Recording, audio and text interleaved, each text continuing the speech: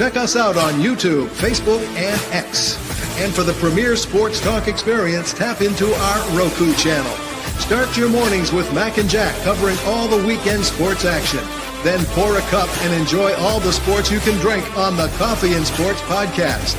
At midday, talk sports from east to west on the Coast to Coast podcast.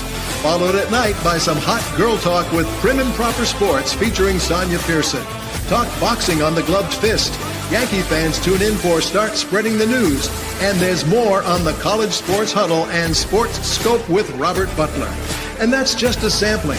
There are 20 podcasts in all and 70 weekly shows giving us a 3.4-star viewer rating. To find us on Roku TV, search for National Streaming Sports on the Roku search bar. Click on the logo and you're in. For laptops, mobile phones, and tablets, download the Roku app. National Streaming Sports, live and on-demand sports talk.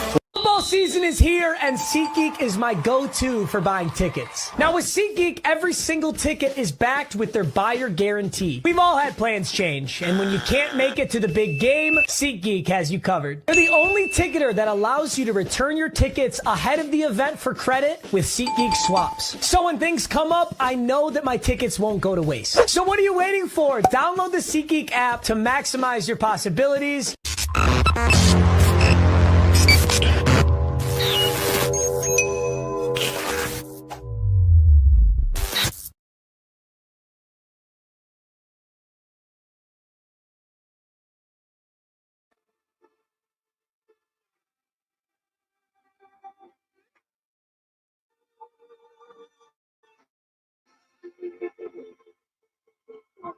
Hi, everyone, and welcome to one of my specials that I do every once in a while, as I have one of the podcasters from National Streaming Sports come and I interview him. And today we're going to bring on a special guest. She is the only female on our network that does full-time. She hosts her own show. She comes in as a guest host or co-host on a couple of shows, the Big Football Show and the Professional Sports Show. So let's bring on Prim and Proper host Sonja Pearson. How you doing, Hi. Sonja? I'm well. How are you? So good to be here. Thank you for having me. You're welcome. You're welcome. And Sonja, I like to start way back when things first started, how you got your interest in sports, who got you interested in sports. So let's start there. Where were you born originally, Sonja? So I was born originally in Lumberton, North Carolina, which is Robertson County, but I was raised in Red Springs, which is the next town over. Lumberton is the only hospital we have in the county. And so that's where I'm from.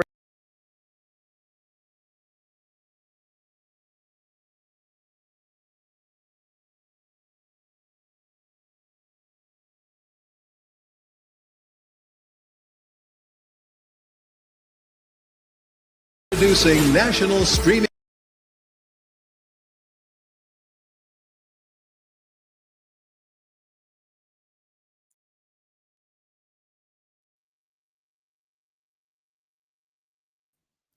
Hi, guys. Thank you so much for joining us. This is Friday with the Fellas. A little throwback there with Mac, our producer, who we unfortunately lost last Saturday. We've been dedicating shows to him all week.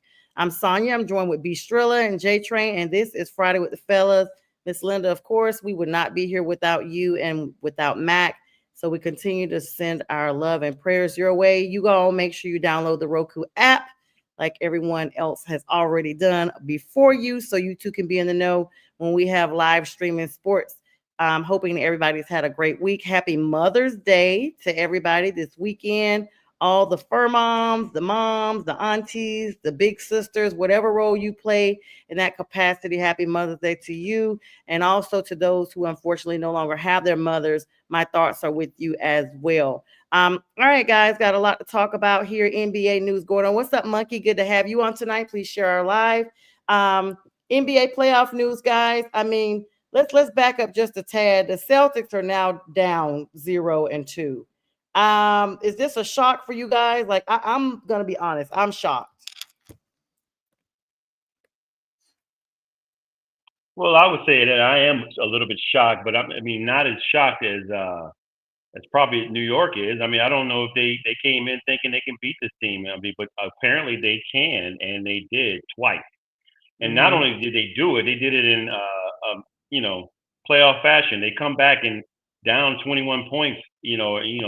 Like maybe a 34 to 6 run or 11 They're run blowing 20-point in leads the, for real. without a doubt. And so the question is not as are the Knicks formidable to play this game, or what's going on with Boston that they can't hold a 20-point lead. And I saw B. Striller earlier mention that in the first game they had a pretty much an abysmal 3-point shooting showing, and so yeah, that you definitely would do that, but to not hold a lead and that big of a lead in the fourth quarter is pretty telling. And so you got to question the heart of the champions, and you have to question the heart of the coach. And I just wonder if they're going to bounce back. That now they got to go play on the road in New York in a hostile environment with a team that's making the playoffs now. So these fans are clamoring for wins, and so but New York has always been a team that's blown it in the playoffs and lost to the big teams, the former champions, like the Bulls in the '90s. We'll see if they can hold up. I like the chances of the Knicks, but I don't think that the Boston Celtics are going to lay down and allow themselves to go forward, 0-4 and get swept. I think Boston's going to come back and they're probably going to win tonight, and I think they probably even the series too. I want to give a special shout out to H over there at Elite Sports and Entertainment Network. We are also joining that network officially as of yesterday, actually. But the point was, I had some problems going down with my Facebook, and so I was not able to put that information out there. But I do want to give those that team, those gentlemen over there. They were, of course, part of Mac's team when he first started out networking with National Streaming Sports, which was Northeast Streaming Sports. And so now we, at least my podcast for now, has joined them. So I want to give a shout out to them, Logan, Hooley, and that whole crew of people out there. Thank you guys so much for putting me on your network as well. Strilla, I mean, the Celtics are in a must-win situation now. Like, if they go 3-0, if they go 0-3, we are talking about a whole different setup here going for the rest of the playoffs. Three things got to happen for the Celtics right now. They got to start hitting their threes. They're just. This is what they got them into the playoffs. This 3-point shooting has been historically the best in the NBA, and they've been awful in this playoff series. Coaching has been terrible too, down to the wire. Jason Tatum, where you at, bro? Mm-hmm. You ain't been showing your face the whole 13 points, dude. 13 points. Mm-hmm. No, you can't win games like that. This is almost like the Pistons series. When Pistons would go up 20 points, Celtics would come back and win the game. And Cade Cunningham wasn't scoring any points. Now, either the Knicks have gotten some defense somewhere that they didn't have it before, and everybody's playing, everybody off the bench is playing well. I don't know what's going on with the Knicks. They got a resurgence. But if Boston doesn't shape this up quick, this is going to be a short series for them. Much unaligned one for them. I mean, they are. The Knicks are ranked 11th in defensive efficiency, so they're not bad there. Yeah, they're not too bad. But let's be clear, guys. They have a real problem. Speaking of problems, I forgot to turn my power box on, and I just got a notification my laptop's about to shut down. So okay, we're all set now. I'm just like literally, they have relied on this 3-pointer game way too much. And they were ice cold. I mean, nobody was hitting anything. And I don't know if they're just riding high, like we're the Celtics, we're the defending champs. We don't have to do much or not. But it is not working. It is not working, guys. Well, I will say this. Typically for the Boston Celtics, Al Horford is a mismatch for most centers because he can take it out to the perimeter and shoot. But he's going up against a guy that's more formidable, younger, and does the same thing. And so he's been having Al Horford's number this series. And Carl Anthony Towns is who I'm talking about. Yeah. Carl Anthony Towns. I mean, I don't know, guys. Like I said, and I keep saying this is an underdog series. If we see the Celtics go 3-0, which they can do, if somebody doesn't get, in their heads quick, Tom Thibodeau is going, ape, crazy. And now they have a record of playing better on the road. They're going to the Garden for the next matchup. I mean, you just got to look at everything. Oh, there's our guy, Nate the Grizzly. Nate, hi. What's up, y'all? How y'all doing? What up, though? Nate, thank you so much for joining us. Of course, Nate's in a different time zone. Nate the Great. He and B Striller run the 1A Cheek 3 Toes. How's your day, Nate? Good. Just watching some playoffs. Decided to come on here and chat with y'all a little bit. See what y'all are talking You're about. Right in time. We appreciate you. We're talking about the Celtics. I mean, and let's get your take, Nate. The Celtics are in trouble. I mean, wouldn't you agree, or are we too early to panic? Well, I'm a Knicks fan, so yeah, I think they are in trouble. I'll say this about the Celtics. I've been listening to a lot of talk radio this past week, and it's not good basketball when you shoot 3-pointers. Like half your shot chart is all 3-pointers. Like I play basketball. I've coached basketball, and it's just not fun basketball to watch, because it's ugly. I mean, half the time you take shots and they don't even go in. It just looks bad. Like, I think somebody said best, like the Celtics play like they have 3 seconds on the clock every time. Like, just take the shot and just move on, take another shot. It's just like, if you watch 90s basketball, like we had interior post play, we had mid-range and all that. And you just don't see that with the Celtics, and the reality is that they're going to come around. Like, they're going to make their shots, shooters shoot. It happens. But I just don't think it's sustainable. Like New York's actually played some pretty good defense. They have wing defenders that can lock up on Tatum and Brown. And I think they'll take those 3-pointers all the time. It's just a low percentage shot.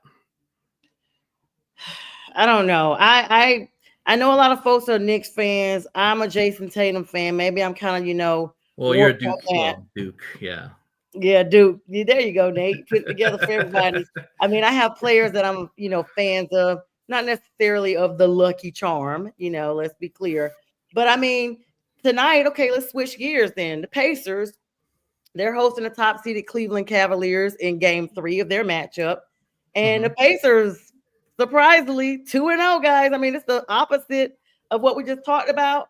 Now, this is the thing. The Cavaliers are their Cavaliers players, Darius Garland and Evan Mobley, are expected to be coming back for this game, y'all. This is a crucial game. They've been out injured.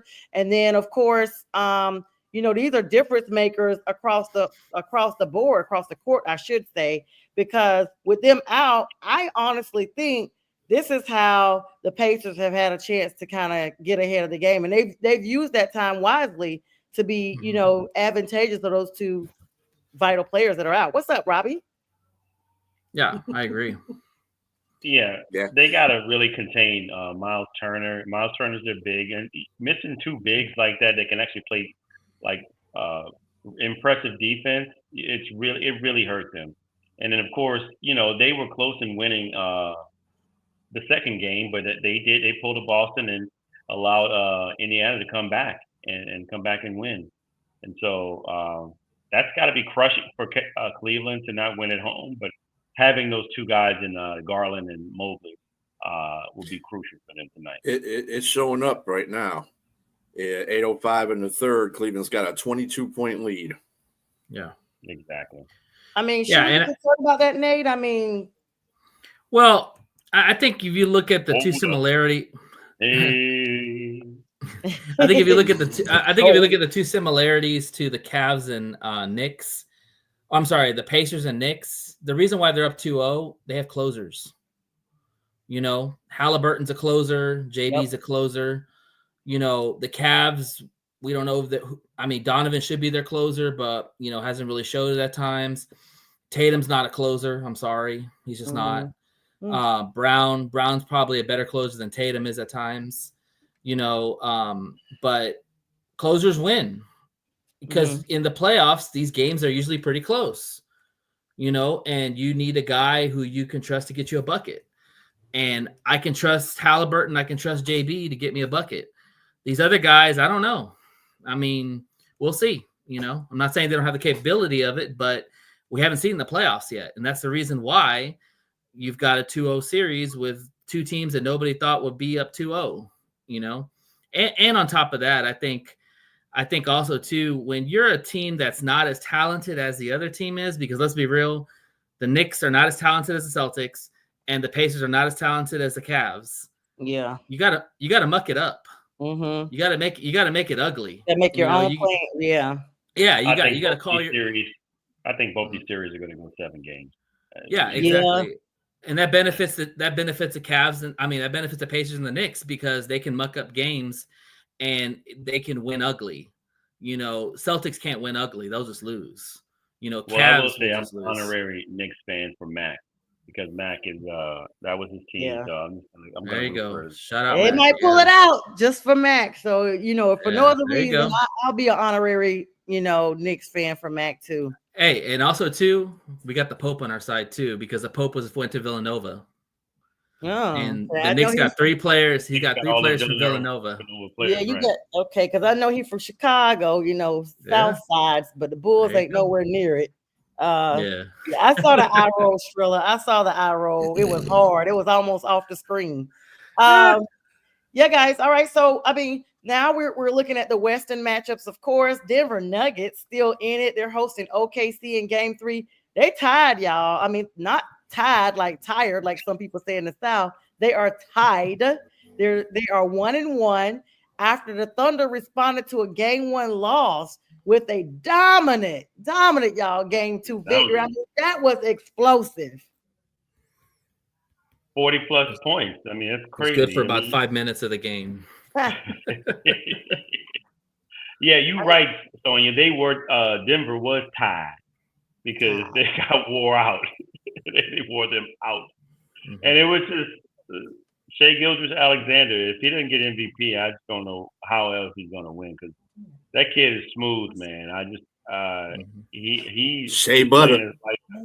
Shea Butter. I called him that the other night. I said, look at Shea Butter, man, out here smooth. Yeah. Just doing play. Not what is it? When you fadeaways, fakes, and everything, man. He's a mid-range god out there. Mm-hmm. Just don't call him Diddy Oil. As long as he's not that smooth. No. Oh, good. You just had to go there, didn't you? Yeah. It's Friday, and we've all had like a kind of tough week. The situation with Mac. I'm just trying to bring some humor so we can kind of do what Matt would want us to do in that smile and laugh and still cut up. Exactly. I think the thing that you have to understand about Denver too, Nikola Jokic, he's not going to score 42 points a game. He's going to have to if he wants to win this series, but he's not going to be able to do that. Oklahoma is like, I think we better wake up. I think we better wake up and play. And they did exactly what I thought they were going to do the next game, just blow them out. It's kind of like Murray is such a streaky wild card. He's just not. Yeah, he can shoot you in a game. He can shoot you out of a game. Out of the game, yeah. But I think. Mm-hmm. No, go ahead. But I was gonna say with Jokic, to B's point, I actually think that the Thunder don't have an answer for him. So I could see him getting. He might not get 42, but he'll get 30 and 20 easy. The guy sleeps and gets 30 and 20. The problem with the Thunder is, can this young team, can other players step up outside of Shai? Because Denver is a more veteran crew. They have better players right now outside of Shai. Can they rise to the occasion? Tonight's going to be a big game because they're going to Denver in the altitude, young team. Denver's going to be hyped up. It's going to be crazy. And I think Denver's going to come out with a lot of vengeance. And I think Denver takes this Game 3 tonight.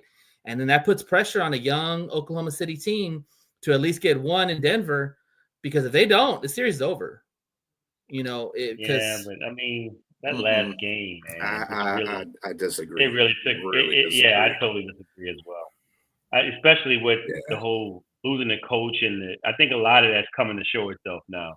Losing the coach and the GM. I like Jokic and I like him as a player.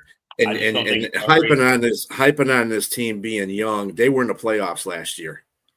So they're not young. But they're still showing. But they're still showing youth because Jay Will's not playing. I don't know what's about how they're showing youth. They obliterated Denver. They responded like a veteran team is supposed to respond. Yeah, but game one, Jay Will was nowhere to be found. Chet was nowhere to be found. It's a Chet one missed 2 free game. throws. It don't matter what game one is. What happened in the second game? Right. Yeah, but they had to win the second game. They had to. If they didn't just win it, though. That's the thing. They didn't just win, Nate. I understand, but let's go back to game one. Chet had 2 free throws to ice this game and missed both. They could easily be up 2-0 right now. Like those you got to get those wins. As A-Train always tells me, he sends me a GIF. It's from the Lion King. It's all in the past. It's all in the past. I'm going to say this, guys. The main thing that I was waiting on you guys to mention, you didn't. Just going back to the Celtics real quick. The fact that Kristaps Porzingis has been out ill has been the difference maker. You cannot tell me that these guys have skated 2-0 against the Celtics. He is the missing piece. It lets you know just how much they really do need him, as opposed to mismatch. Jason Tatum, all of them. He is needed, and he's been ill. It's not COVID, but they have said he has some type of viral infection, and we can see it. It's been showing up very, very prominent. I mean, they need to call him Crystal Porzingis. I mean, he breaks like one. I mean, that's just the facts of life. I'm not that you just got to get over that. Jason Tatum needs to step up. He's the leader of that team. He needs to step up, and he's not doing that. Right. He's not doing it. He's not. His leadership, in fact, has actually been questioned because no one's seeing him. He looks like a phantom of who he was last season. This time, we are not. Is worse than his bite. I'm just going to tell you, Jason Tatum's going to bounce back. He's going to give this team the business. He's got to, man. Everybody's been talking about him. That's a team that's got to. Yeah. He is now in a win now. Let's not just throw everything on Jason Tatum. Remember, when Jason Tatum wasn't doing what he needed to do last season, who was stepping up? It was Brown, right? Where is he at? Let's talk about him. $300 million men, both of them. Yes.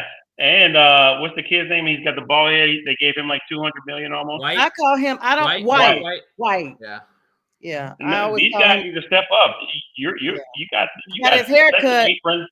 He got his haircut. Gonna switch that band out. You know, I used to call him Ugly Baby because he looked like a baby. But now, honey, I literally that's all I've ever called him. I had to think of what his name was. Fun fact for this series: the Celtics have missed 48% of wide open 3-pointers. Yep, that means that those 3-pointers, nobody was within 6 feet of that. 25 of 100 to get the rebounds. Yeah, nobody's there to get the rebounds. Nobody's there for anything. Like it's this team, like I said, I say Jason Tatum, but we can go down to the whole starting 5 and find something wrong. No one is showing up for the Celtics. Their luck has run out. They are in a win now situation, or they're done. There's no way. You know, we talked about the stats last week about the percentages of teams that come back after being 3 down and actually come back and win. And it's only like 7 teams. Oh, no, not 2%. Yeah. Yeah, it's only like 7 teams in the history of the NBA that's done it. The last being in 2020, the first being in 1967-68 season, but it's not common at all. So that's why I think they're going to win tonight. Tomorrow night. Tomorrow night. Somebody's giving them a stern talking to. I'll put it to you guys like that. A stern talking to. I expect them to play one of the best games tomorrow, but we haven't seen the Knicks' best game either. And you know, JB has played like crap. In the series so far. Thank you, Nate. And so I expect him to give the business to them too. So it's going to be a good game. You know, it's going to come down to execution. And like I said, if the game's close, I trust JB over anybody on the Celtics because I know that he's going to give me a bucket. I know that you put him on one-on-one he's going to get the shot because that's just what he is. He's the guy who's not afraid to take the shot. He wants the ball in his hands, unlike some people do. So they got these, game 3 coming up, of course, tomorrow, May 10th. Then no game on Mother's Day. Then games again, if need be, on Monday and Tuesday of next week. Monday and Sunday. Excuse me. No, games Sunday and Monday. My bad. There is games on Mother's Day. My bad. I said that wrong. And a potential game 5. Yeah, potential game 5 later in the week. The NBA draft lottery is also scheduled for May 12th, guys. So that's going to be interesting to look at. Lots of NBA news, of course, going on. You guys stay glued here. We bring you all the breaking news here on Roku TV, right here, the Roku channel, National Streaming Sports, the Huddle Sports Network, and Elite Sports and Entertainment Network. Got to make sure I get all that out.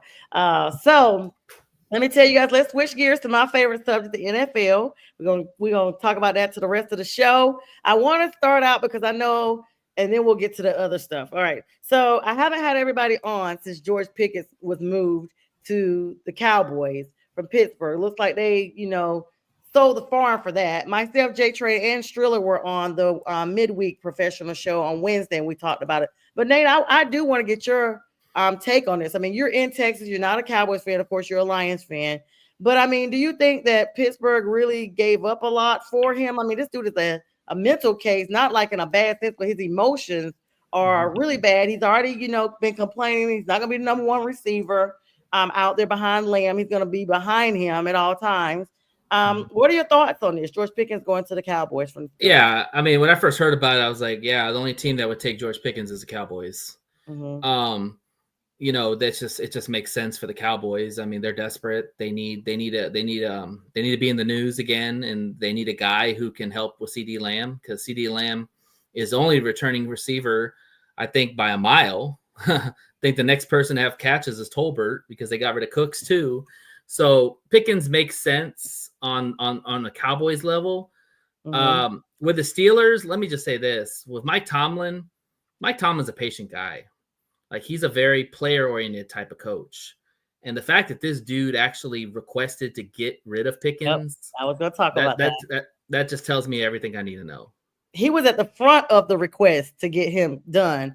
I mean, let's talk about this everyone at this point. Thanks, Nate, for that insight there. I mean, they got draft picks in 26 and 27, so they like far out 2 seasons. I love when teams do that. Like, let's do it Panther style. Let's pay for it for 3 or 4 years. Let's treat on it like a car payment or a small house note or whatever. Was on a 1-year rental? Yes, but the thing is, Pickens, when he joined the Cowboys, he basically stated his intentions to focus on demonstrating abilities before seeking a new contract. Like, because they were basically telling him, you got to get out of here. Like, we do not want you in Pittsburgh. However, this trade has implications for both teams. The Cowboys added a talented receiver. It's a receiver threat for all intents and purposes, who could enhance their offensive capabilities, give somebody else for Dak to target. For the Steelers, Pickens leaving there basically means that they don't have to, that they can actually create a need for addressing their wide receiver depth chart. That could actually influence their decision. Believe it or not, it's connected to whether or not they bring Aaron Rodgers in. Should he consider coming to Pittsburgh? But Pickens' approach, however, proving his worth about pursuing a contract, suggests that he basically had a commitment to performing well with his new team. So it looks like he got a new mindset. What are you guys' thoughts at first? Well, I see Dizzle said at first he was really mad. Pittsburgh robbed Dallas. You guys are saying all that. Yeah, I mean, what are you guys' thoughts about this? Because I don't know. I don't know if this would be an Aaron Rodgers thing. Like, okay, now that Pickens is done, we can't deal with 2 folks with this all into themselves. Let's get rid of one person we got to focus on and bring Rodgers in. And I know from a financial standpoint too, that's really the real thing. They're freeing up some money to be able to pay Rodgers, or does Rodgers even come in at all? It's been really quiet, guys. Strilla, see you shaking your head. I'm getting hypnotized. No, he's not coming. He's not going there. He's not going there. It should have been done already. So he's just not going there. I don't know why they're forgive the term, pussyfooting around with him, but it's Pittsburgh just needs to drop that altogether. Go about their business. They drafted a quarterback. They got a quarterback there right now. Let them fight it out. You got Roman Wilson, who's coming off an injury from the University of Michigan, I had. And he's coming off injury, so he'll be another receiver they can target. Plus, there's free agent receivers on the market they can get. I think that I don't know if they got Rod. I think this is an even deal, to tell you the truth. They gave up a third and a sixth for a fifth and Pickens. So I mean, to me, you have to deal with Pickens. Pickens might be talking all the right smack going into camp. Oh yeah, I want to do this and I want to do that and all that. Yeah, wait until he doesn't get his catches and he throws the spaz on the sidelines. Then we'll see the reason why he's only got 1 year to prove himself on that team, because this is his last year of his rookie contract. They can just let him go. It could be a rental for all we know. So, and I think the Steelers can replace him with Keenan Allen, for instance, a good route runner that can catch the ball, got good hands. They need somebody like that. Amari Cooper, they can get him. Somebody can stretch the field a little bit. I mean, they got options, but Aaron Rodgers isn't one of them. I don't think they're going after Aaron Rodgers anymore. I don't think Aaron Rodgers is even interested right now. So they're saying Steelers should just start Howard. I mean, Howard did say he basically begged them to take him. I mean, I don't know, guys. J Train, what are your thoughts about this? I mean, I forget we're on live. I want to call Pittsburgh what everybody else calls them. They replaced the P with an S. Oh, yeah. Not spit either. Or T. Kind of like I do Chicago, yeah. Yeah, there you go. What are your thoughts, J Train? I hear B. Strilla about George Pickens. But look, let's be clear about him. He is a diva. He's a wide receiver. Most of them are divas. Look, there's probably problems with this one. That's probably a little bit worse than some of the others. But we can go back. Dallas, this is revisionist history. We look back at Dallas with Terrell Owens after he just obliterated Donovan McNabb. He obliterated the quarterback in San Francisco. I forgot the guy's name. He called a man gay. Jeff Garcia.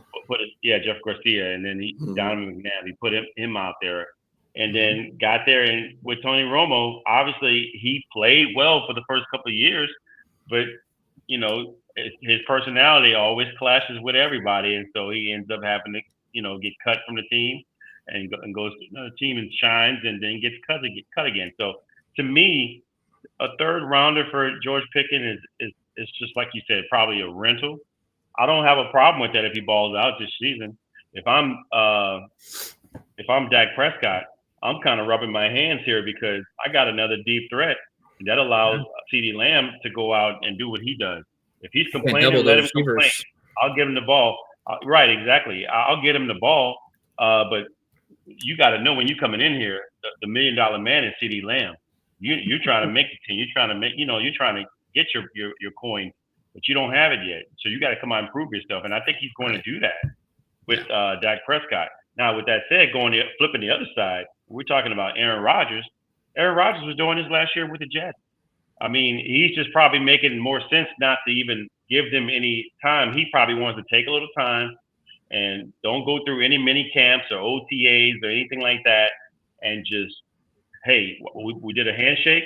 I'm coming. But I'm not about to get out here and go practice. I'm 40-something years old. I don't want to get out there. Yeah. So he'll probably get out there when training camp happens, and we'll see Aaron Rodgers. But the only problem is they don't have another guy. And as far as the you mentioned B. Strilla, you mentioned Keenan Allen. From what I read, his home is in L.A. Oh, yeah. And I think he wants his family to still there. So I don't think he wants to go anywhere but there if he can. If he doesn't, he's likely he may retire. I mean, I love how everybody likes to geographically put these players at. But what if somebody's paying you, you're going to play for them. Don't make a difference if your house is in Hawaii. I don't care. If they pay, you're going to play. I don't care. I mean, it also depends on how wealthy they are too. If they don't need the money, they'll stay where they are. But I mean, yeah. I mean, sure, if they want to play, yeah. You go where the opportunity is. The thing I'll say about it with Aaron Rodgers is I don't think the door is closed at all on Aaron Rodgers. Actually, it's been reported this week that he's trying to get Allen Lazard on the Steelers. Well, Allen Lazard played with Aaron Rodgers in Green Bay.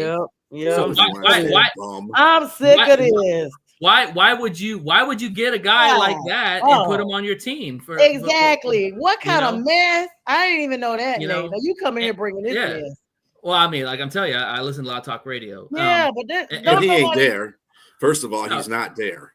Not yet. But that's just speculation. He be bringing his people. I mean, but these are from these people though. Y'all know how. It's just like his boy that came there that Thursday to with the announcements and stuff like that. It's speculation. It ain't gonna happen. Rodgers would have been there by now. Pittsburgh would have got this thing done. They've already went ahead and did what they were supposed to do. They went to draft a quarterback. That's what that's their focal point right now. But the thing is, B, he doesn't have to rush this because he's 40 years old. There's not any installation or anything going. Well, but hold up. I understand what you're saying, but there's no installation right now for him to rush into camp. They're just doing throws in air right now. He could do that anywhere.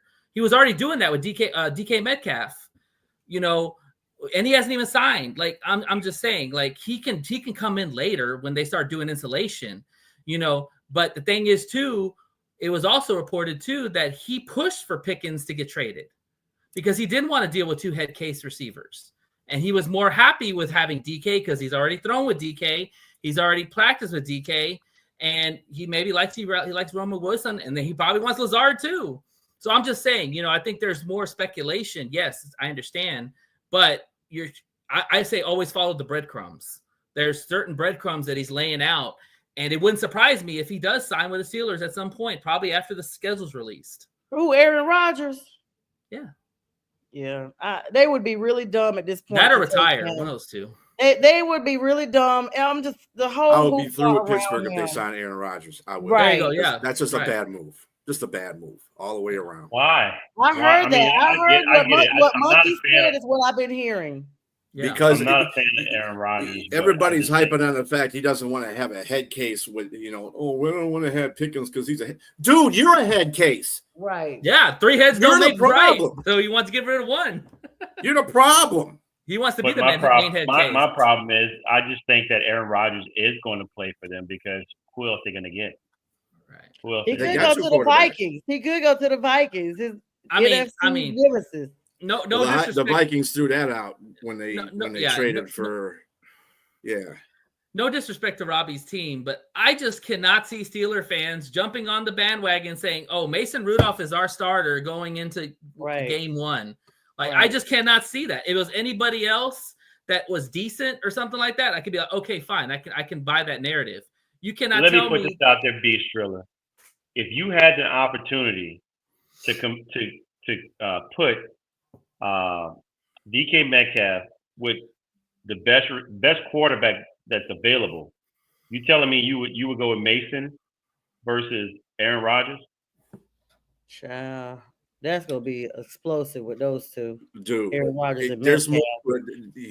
He ain't even that quarterback no more. So I don't even know why. He's better than Mason Rudolph. I'm not going to say that he was. You haven't seen MVP. Will Howard out there. I'm not going to say he was the MVP. I'm not going to say he was the MVP when he was with the Jets, but he still put some numbers up. Yeah, I would take him over Mason Rudolph. I could put some numbers up. No, you're funny, man. Will Howard and Mason can compete for the number 1 spot. That's how it should be. Bringing this headache into the okay. If this is my potential Go last ahead. hoorah, and you know what? I don't even know why I'm arguing because it ain't my team. I don't really care. Go ahead and go to Pittsburgh, Aaron Rodgers, and screw that team up just like you did the Jets and Green Bay. That would make us laugh more as Lions fans because we know how much we hate Aaron Rodgers. Yeah, Aaron Rodgers. Go do it. Aaron Rodgers is the equivalent of a male organ. All he does is goes around and screws up teams. Wow. Oh my goodness. That's a good analogy right there. Woo. And I kept it PG. All right. Speaking of screwing up opportunities, Shamar Stewart basically now has not signed his papers. Say he just can't see himself not on the field with everybody else putting in work. Guys, should we be thinking this is a diva mentality? I think it's this whole draft class has a sense of entitlement, or is it just not common? Is it not uncommon, I should say, for players to wait to sign their papers?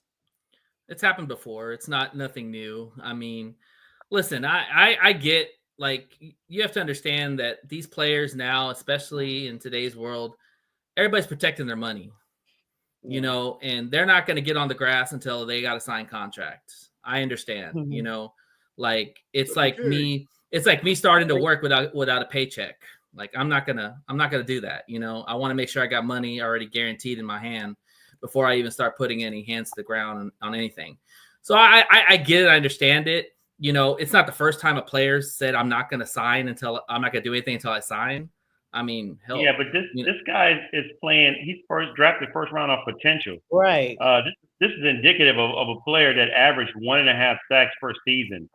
I'm not buying that. I think, look, if I'm a team, I'm calling this bluff, and I'm paying you what I think you're worth. We got you in mid-round. You're lucky to get a mid-round, first-round draft pick for what you did. I mean, virtually his RAS scores was off the chart at the combine, and he showed. But to me, that's just no different than Jamarcus Russell. We don't know what you're going to do in the pros because you didn't do that great in college, and here you are. You got some natural talent, but it didn't show on the field. And so I want to see what you can do, and let's earn your money. Let's earn your paycheck, man. And it'll get done. It'll get done. He's not going to hold out. It'll get done. I mean, I just think that he's just who knows being cautious. Hold out or not. Cautious. I mean, there's a whole bunch of other rookies that are first round draft picks are not being cautious, and they're playing before they get their contract signed. Exactly. Yeah. It's the individual. Come on, dude. Shadur's out there playing. That's what I just said, including Shadur. Yeah. I mean, but he's a 5th round draft pick. He ain't nothing. He ain't getting nothing paid. Come on. He's getting pennies. I promise you, that's a good point. If Shadur was a first round draft pick, would he be the same way? I just never personally heard this. Probably. I feel like if you're drafted, you're coming on a team where everybody else is a veteran except for you. And they have released top round draft picks before. It is not unheard of that they go out there and they fail a physical or they just can't get the concept and they are back home. I mean, it happens. So everybody that's drafted, there's a reason why you are drafted. They literally still trying to figure out uniform numbers for some people because you are on the practice squad. You are not officially on the 52-man roster until you have proven yourself. Right. You think there's any correlation? I just thought this in my head. Do you think there's any correlation to maybe the way the Trey Hendricks deal is going with that franchise?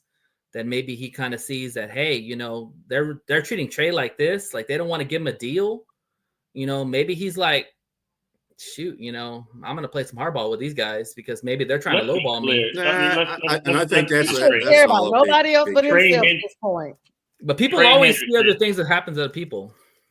No. You don't know Cincinnati's trying to screw him. The point is, they just went out there. They just went out there and had one of their safeties take a pay cut so they can get more money so they can sign Trey Henderson. They're trying to do everything they can. They're pulling money out mattresses right now to try to see if they can pay him. But here's my thing is, and I get what you're saying, but if I'm Trey Hendricks, I'm like, I'm worth more than T. Higgins is. Like Jamar Chase deserved to get his money, but I'm worth more for this team than T. Higgins is because I hold down the defense. Let me ask you this question: how old is Trey Hendrickson? It's 31. Exactly. How many sacks did he have last year? How old is Max Crosby? 17.5. Yeah. Yes, 2 years in a row. 17.5. 2 years in a row, but does it drop off? Is the question. That's a gamble. If you're a business. If you're in business, let's think about it from the business perspective, from the owner. If I'm in business, but I paid you money before to get those sacks. I got you and you got paid. But now, because everybody gets a second contract, but when you get a third contract, you need to be more reasonable with your age because he's trying to give Max Crosby money. But he's getting paid $15 million. 27. Yeah, Max Crosby getting paid $15 million, and he outplayed Max Crosby last year. I think they offered him $25 million. He wants more than that. Okay. Trey Henderson is the fourth, an active defensive ends is the fourth most sacks, has the fourth most sacks It The happens. production's there. The production's there. The production is there. It is, but at some point, He has been getting. that- He's getting lowball. He was getting lowball when he signed his other contract. So really, he wasn't getting paid what he was worth at the time that he He's got underpaid paid. at a huge Well, rate. I mean, It's he's just- a it's like Tyrannosaurus. Hassan They call him Reddick. T-Rex. Hassan They call him Reddick is a T-Rex perfect for a reason example. because he got short arms. Let me say this: he definitely 17 and a half tap. the Saints drafted him. The Saints drafted him. He had 13.5 sacks when the Saints couldn't pay him. They made the bad decision of not keeping him. Mm-hmm. But again, he got a contract. He got paid at the time. That was a really good contract. Sure. But he was coming off one season of 13 and a half sacks. He was a third round draft pick, so we didn't know what he was going to do following that. He got 217. He got 217 and a half 17 sack seasons, but he's 31. How do you not know if that's going to sustain itself? Especially if he's the only guy. That's fair, and I think he would have been signed if he would have been a little younger. I agree with And you. you gotta look at how he's been playing. Every year he's gotten better. Yeah, but also I've seen so many guys fall off after they get that third contract. And I've seen so many guys get just as good too. It goes hand in hand. Also, too, it's more leverage too, because if you take Trey Hendricks off that defense, they're already bad with him. They're even worse without him. And on top of that, you're relying on a Shamar Stewart, who like you said, the production wasn't there. The potential's there, but the production's not there. So you're telling me you're going to replace him? Okay. What did they tell him to do? They said that you can go out and seek a trade. So what has happened since then? I mean, no team wanted that. No team wanted that. Well, they don't want to pay. I mean, a lot of teams don't want to give up the first round. There you go. So why would we want to pay him that? That's what I'm telling you. If anybody else don't want to take him and to pay him that amount of money he wants, why would we do that? So the leverage is in Cincinnati. Well, Washington the leverage will take him. Well, they haven't yet. They're not going to take him at the money he wants. They would have done it already. They would have done it already. Maybe not. It's very crystal clear that they don't value him because you paid Chase, which you deserved. Chase deserved his money. I'll give him that. Mm-hmm. You gave T. Higgins a huge bag. So you basically told Trey that we value our receivers and our offense more than we value a defense that is depleted. Of course. That makes sense. That makes more sense. Where is the value in 2025? Where is the value best suited in offense or defense for Cincinnati? Probably offense, because you got Joe Burrow. It's probably, of course, it's offense. It's definitely offense. So why would I put all my coins and bags into my defense with the guy that's on it that's got 17 sacks, but the defense is still garbage, when I can have Joe Burrow lighten it up, putting up the points on the board, and make sure we have the guys around him that can put the points on the board. And that's why they drafted Shamar too. Like Sonja said, it's a no-brainer. Yeah. It's a no-brainer. Speaking of no-brainers, we got like 9 minutes left. Strill, I want to get your last thoughts on this before we move on. Go ahead. They were 9-8. Were they 98 last year? What was their record? 8-9, wasn't it? 9-8 or 8-9. They had the same weapon. They had all that same stuff at the beginning of the season. What did they do? Went 0-4. You can't do that. I'm sorry. It doesn't make a difference if you got the whole NFL Hall of Fame on your offense. You got to be able to start playing up to that potential when you come out the gates. Cincinnati has not done that in the last 3 years, ever. Yeah, they haven't. First of all, second of all, their defense, they have a tough division. Okay, the North is not. The AFC North is not a joke. Hence why you need elite pass rushers. That's another reason. It's hard to come by. You need some kind of semblance of a defense. Yeah. I'll put it to you that way. I mean, speaking of this, we got to allow for I think it's just a few seconds that the rolling credits would be on. Bengals better do what Joey wants because he owns there. But let's move on from the Bengals. Who Dey Nation, good luck to them. Let's talk about some releases. I finally get to actually plug in my Panthers. I don't really talk about them too much on here because I just usually am not happy about them, so I just kind of omit them. But they are releasing Jadeveon Clowney. The Clown Show has gone on the road again, guys, after selecting 2 edge rushers in the recent NFL draft. That's a no-brainer because we knew when they selected those draft rushers, we were like, Clowney's about to pack up his nose and shoes and get on his clown car and drive up out of there. So Shout out to you, A Train, if you're watching. That's like a symbolism that A Train always talks about clowns. This decision, of course, makes the Panthers suggest that they're going to be moving towards incorporating younger players. Jadeveon Clowney, y'all, 7 years in the league, 7 teams, just as many teams as he has been in the league. And I didn't know that until I started looking into it. I was like, this dude It's only been 7 years? Wow. Yeah, No, it's been 7 years. No, Right? it's got to be more than that. Yeah. He's been in 2018, wasn't he drafted in 2018? Right. That's 7 years. Yes, Dang. that's 7 years, and he's been on a team every year from Seattle to the Panthers to everybody. 2018. There's no way. It's older than that. Fact check us. Somebody look it up. Somebody look it up, please. You can look it up while I'm going on to this next little point.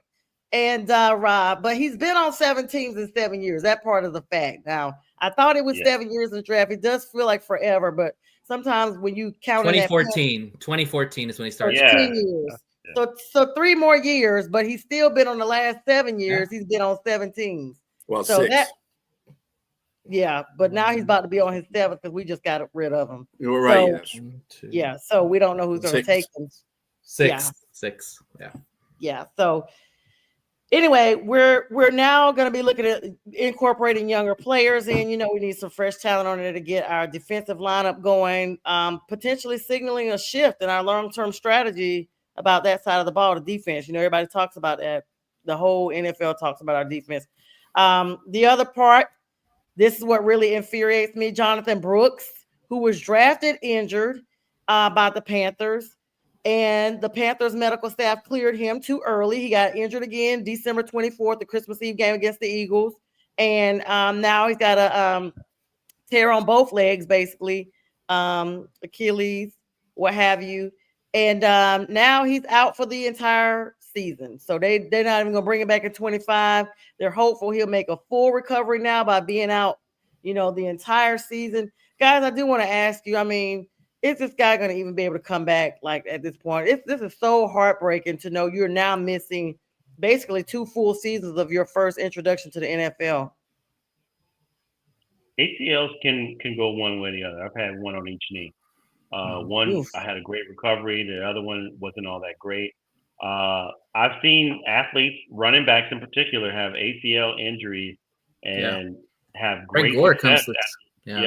Where, I mean, Adrian Peterson is a different animal to even mention. To come back in 7 months and become go into MVP form, and offensive player of the year in 2012. But that's an outlier. So ACL injuries are pretty tough, especially if you're injury prone and you have multiple. It's hard. I can name some players. Garrison Hurst that came back, had a great career with multiple knee injuries. What's the kid's name? The guy's name. He's a journeyman. Frank Gore. Yeah, that's right. Frank Gore. Yeah, he had some injury. Yeah, he had a couple of knee injuries, and he had a great career. So it can go one way or the other. I think I did mention. I said that doesn't sound good that they put him on IR and he's out for the year. But if he has a full recovery and with technology today, and he puts his heart into it, I think he can come back and play. But it just seems almost unlikely with the way that. because of the timing of it, they're not even giving him a chance to try to come back. This is like May, and they're already like, don't even look for him in August and September. He's not coming back. Like to me, it's just like, wow, like y'all just went ahead and got ahead of it. Nate, Bistrilla, what do y'all think? Yeah, they're just being cautious. I mean, he's had 2 ACL injuries in 2 years. I mean, I definitely would be wrapping him in bubble wrap for a year and just letting him fully heal, and then trying into 2026 to see if he can be the guy. Probably not. More likely, he's going to be limited in a lot of aspects. And I do believe, Sonja, correct me if I'm wrong, didn't y'all take a running back in the draft? Yep. There you go. Yes, but see, the other thing is this. The other thing is I wouldn't have the same feelings if he had been in the league a couple of years and this happened. Even if he had been in the league a full year, we have not seen his true potential even from the draft, right, Bistrilla? Right, I mean, he came in basically with a set of crutches. And if I recall correctly, he was at the draft on crutches, if I remember correctly. Did his birth certificate come with some crutches too? Tiny crutches, you're right. Yeah, speaking of, just speaking of his potential, I mean, being here in Texas, I saw a lot of his games. He's got a lot of skill. Like, he's a big power back with some good speed, good balance. The thing is that it's still 2 ACL injuries. I mean, the reality is that his career in the NFL is probably 5 years or less. If you get anything out of him, and who knows, maybe this running back might outseed him. NFL stands for not for long, so we'll see. Jacksonville has released their wide receiver Gabe Davis, saying he failed physical designation. I mean, his health and future playing status in general is now questionable, not just with the Jags. They're going to now have to reevaluate their wide receiver position. The Dolphins parted ways with Blake Ferguson. I was shocked about that one. They made 4 roster cuts today. It doesn't seem big in the other 3 positions, but with Blake Ferguson, this looks at a change in their special teams personnel, and this is going to be having a big impact on how they have been playing consistency across the board, and especially for their kicking and punting operations. As we get ready to close out, I'm about to talk about J-Train's favorite thing. So Shador has gotten himself Tom Brady's number. Now he's number 12.